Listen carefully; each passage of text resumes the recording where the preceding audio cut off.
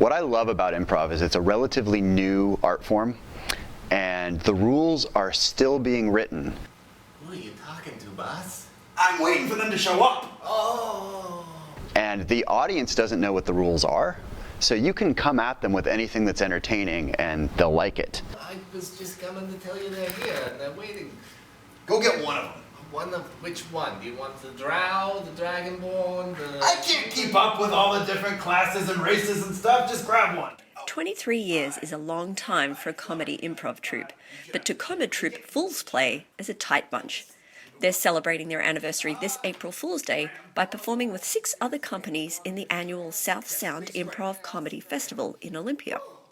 Formed originally by a group of high school friends auditioning for theatre sports, they've just come off a month of improvising on Dungeons and Dragons games. We're working here with the Tacoma Actors Repertory Theatre, TART, on a show that's based on Dungeons and Dragons. So what's happening, very exciting, a little dangerous, on Wednesdays we're having people playing Dungeons and Dragons live on stage. Then on Thursday, the day after that game, Fool's Play is going to do interpretations of the previous day's games based on notes taken during the game.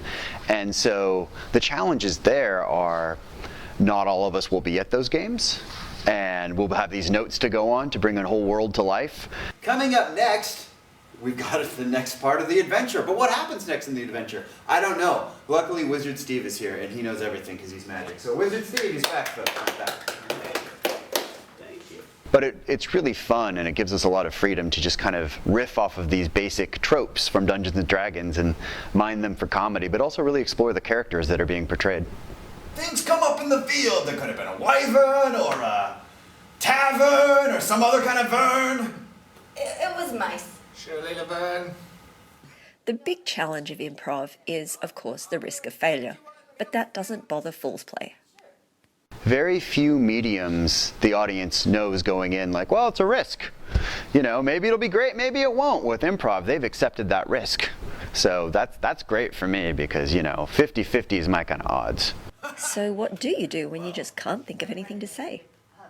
You rely on the other people on stage. And if there's nobody else on stage, you say, I have to make a phone call 1 minute, and then the next thing you know, there's a voice on the phone, or sometimes I just leave the stage and somebody else will come in eventually, or sometimes I get in my car and leave during the performance. It doesn't happen often, but, you know, they tell me that's their favorite contribution to the show is when I just leave.